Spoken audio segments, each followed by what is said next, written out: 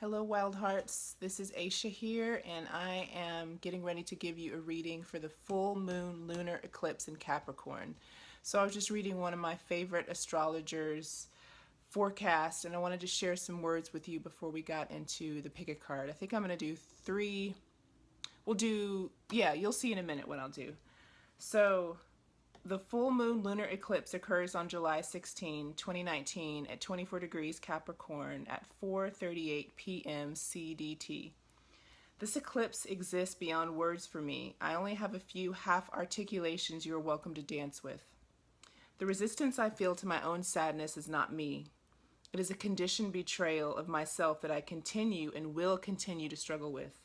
The fear I feel when my body asks for rest and attention is not me. It is a conditioned betrayal of myself that I have been taught to commit again and again. The distance I feel between my heart and my planet is not me. It is a conditioned betrayal of the most sacred relationship I will encounter in this life. And that is, the astrologer who wrote those words is Naoma James, and she's from New Orleans. I'll put a link to her work below. Okay, so stay tuned. So these are the decks I'll be using, the Numinous' Astro deck and this classic, the Mother Peace Tarot. And these are the words I picked for the energy of this full moon, which I just think is beautiful. I was a little surprised. I was like, oh, are these the right words? But I just always trust spirit. So stay tuned for a pick a card reading. Okay, so just take some time, and whichever pile you feel drawn to, just go with that one. This is pile number 1. This is pile number 2. This is pile number 3. Pile number 1, the word you got is in love. And let me turn this over and see what we're working with. Okay. Interesting. Okay, just give me a moment, and the next thing you'll see is me talking about this. So an interesting story started to emerge when I started to look at these as a whole, and I'll get to that, but let's first start with the moon. And I mean, just how apropos for the full moon, for the pick a card number 1s. The moon has to do with feelings and cycles, and the moon cycles through being totally dark, which we consider the new moon, to being totally bright and illuminated and, in her quote unquote full power. So this card really has a lot to do with feelings, and I feel like the card definition of this is so beautiful. But first, okay, so you may have Cancer somewhere in your chart, because the moon is the sign of Cancer. It's the 4th house. It's the high priestess in the tarot. And, okay, so it says, I don't know, I just love this. Mistress of feeling, instinctive selves. The moon represents the feminine principle, the yin to the sun's blazing, brazen yang. She is our cosmic mama. The waters we were birthed from, and the nurturing nanny tending to each childish whim. A tear-streaked teenage journal, and a wise old grandma reading tea leaves. The moon maps our ever-changing emotional terrain, her tidal pull forever tugging us back to the comfort of our own conditioning. Ruler of our roots, when we've lost our anchor, she is a family tree whispering the sentimental secrets of our history, the subconscious patterns that twirl through our DNA, writing the code of our reflex responses. When the going gets tough, the moon is our reminder to go with our gut, that our intuition is our umbilical cord to the primordial wisdom of the universe. How best to hear. Make sure that our most tender, vulnerable needs are met, lest we forget.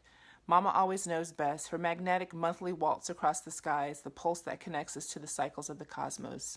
I just thought that was amazing. Okay, so when you pull this card, what is your gut trying to tell you about the situation, and have you been paying attention?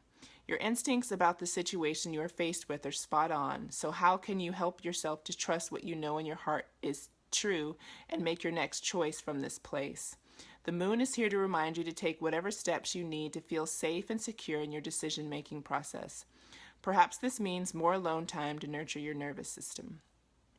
So this card it's a feeling card. It's about your feelings. It's about your intuition. And it's also about your ever-changing feelings, because have you ever felt really strongly about something, and then a few days later you give yourself space and time just to be with yourself, and you've come to some sort of peace with it, and maybe you feel differently. So playing into the Priestess of Discs, it's also a very feminine card. Do you see the woman on this card? She's in a yoga pose. She's got a child behind her. What else is going on? She's stoking a fire. There's some corn maze. And this card really is about listening to your intuition and knowing what's right for you and taking the time to hear that voice. And so I want to read something to you from the Mother piece. It says, when you get this card in a reading, it indicates a personality grounded in the physical world, in harmony with the slow down energies of Mother Earth. So the themes that I see between these two are this very, very feminine quality of intuition. And sometimes it's annoying not to have the answer. Oh, I just talked about this on my Instagram. But the answer is within, and also the answer is evolving. Sometimes you have a flash of light, and it's like the yang that we were talking about in the sun, and we know exactly what we should do, where we should be going. But often it's just one little breadcrumb after another. It's one little inclination after another. And this spread very much is about that. So the last card we got in conjunction with your word, which was in love, I want to talk about that last, was the grieve card. And I mean, it's simple, it's straightforward. You know exactly what it means when it's time to grieve. And you know, whatever situation this feels relevant to, it could be a situation about a job, it could be an inner conflict, whatever it is, it's asking you to be with your grief and to hold it like you would a small child, which is not in judgment about anything. You know, it's sometimes we just need to feel our feelings without personalizing it, without making it mean anything. And can you do that? So on the other side of in love is perseverance. So, you know, the energies of the full moon may ask you to persevere, and they really are reminding you that you can come to things in love. You can bring that spirit of love with you wherever you go. It doesn't have to be just mirrored back to you through someone else.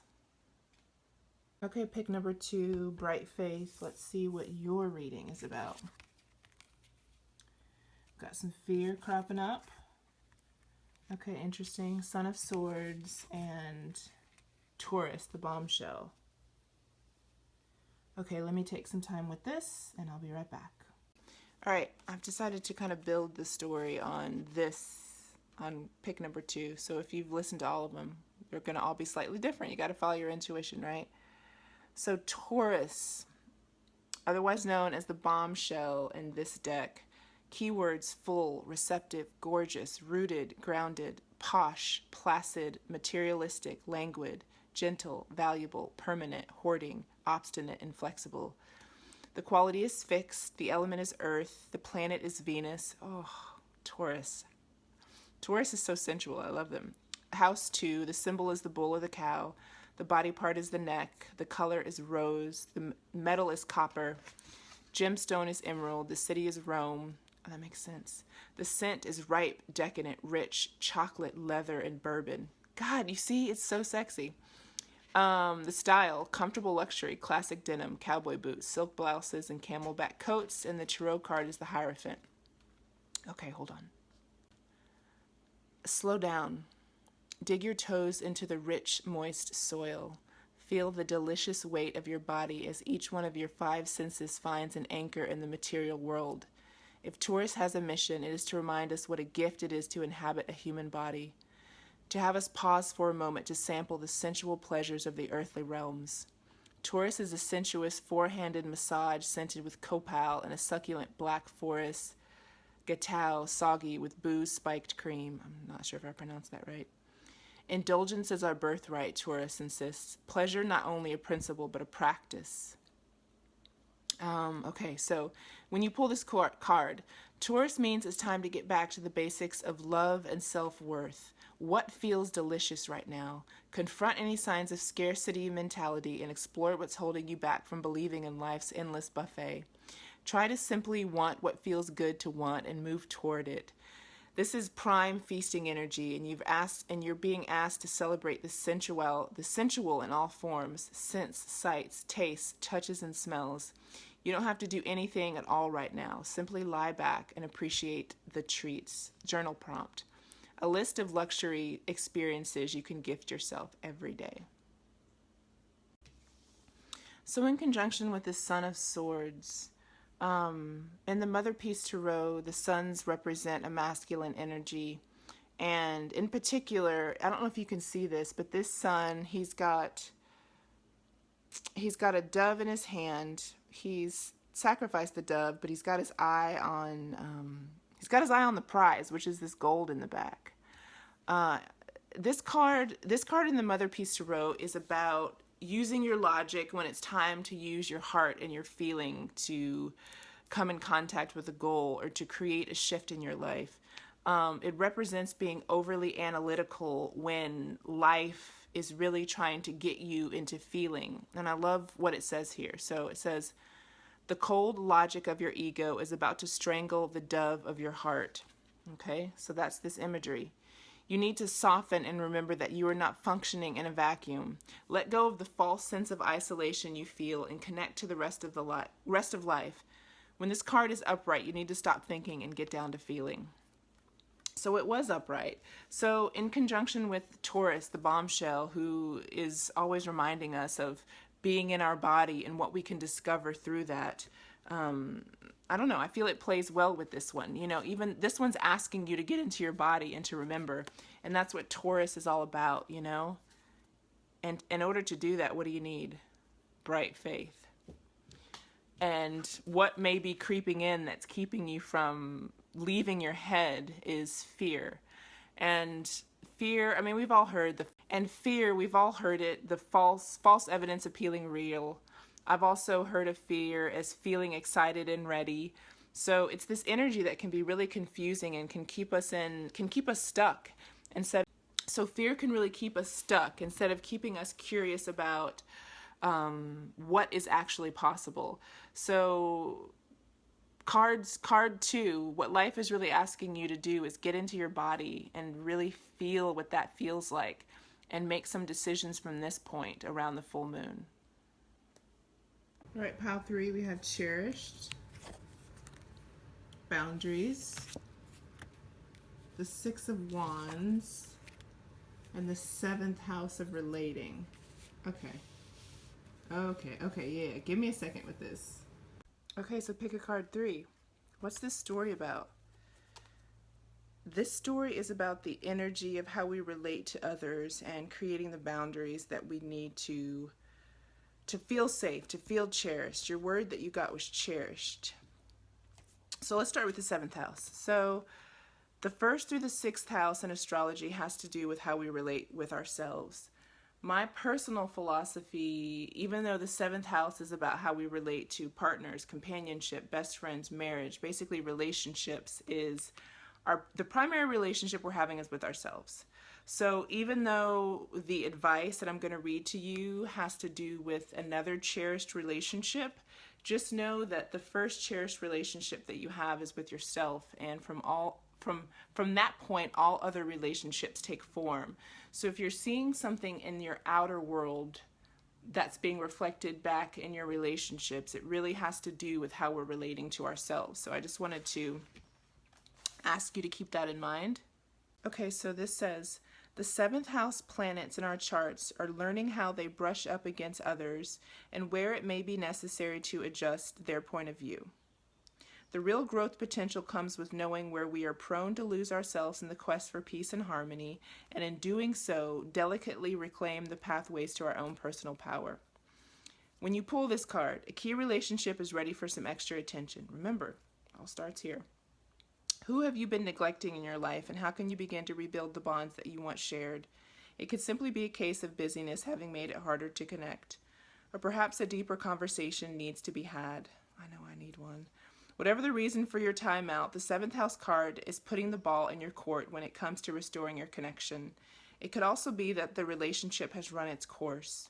Consider if you need to talk it out or whether it's time for you to energetically wish them well and simply move on. So the journal prompt for this one is the qualities of the people you connect best with are ... And that journal prompt has been such, well, okay, so recently I started to ask myself that same question, and I really started to consider, because I have so many multifaceted relationships, and in some I'm just like a counselor, and some we just kind of share the tough stuff about our lives. But there's some people that get to know the totality of me, and how do I feel when I'm around them, and don't I want more of that? I started to ask myself that, and I started to make a list of the friendships where I feel alive, in my power, shy, like all of myselves are welcome into the equation, and not just part of myself, and then looking at how I've been a part of perpetuating that.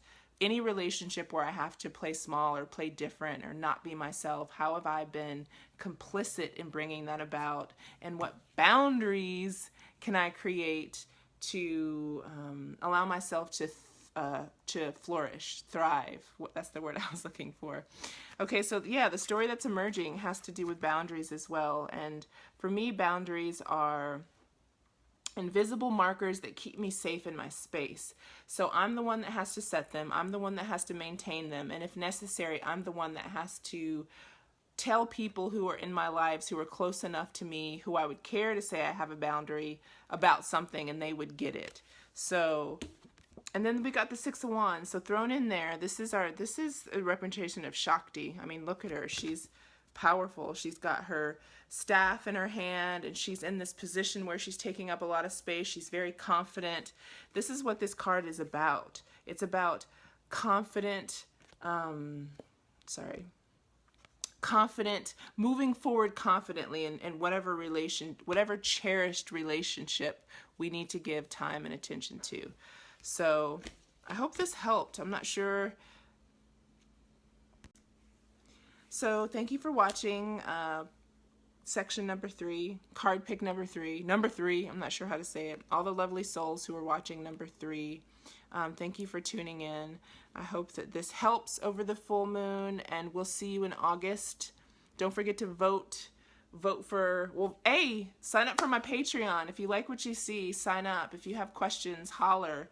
I'm everywhere on the internet. So we'll see you in August.